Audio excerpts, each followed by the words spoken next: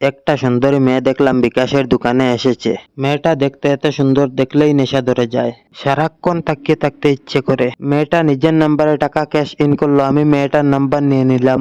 কি করে মেয়েটার সাথে কথা বলা যায়?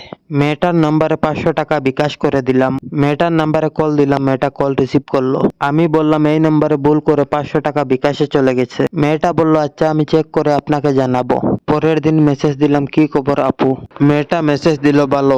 মেয়েটার সাথে ধীরে ধীরে আলাপ জমে গেল। মেয়েটার নাম নুসরাত, কলকাতায় থাকে। নুসরাতের সাথে আমার অনেক আলাপ হয়।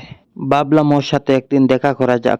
একটা ঠিকানা পাঠালো নুসরাত, ওখানে আমাদের দেখা হবে। আমি সাজুগুজু করে ঠিকানায় হাজির হলাম। আশেপাশে নুসরাতকে দেখা যাচ্ছে না।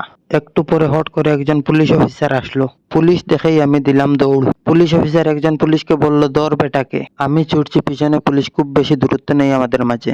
পুলিশ আমাকে ধরে ফেলবে মনে হচ্ছে। আমি বললাম 5,000।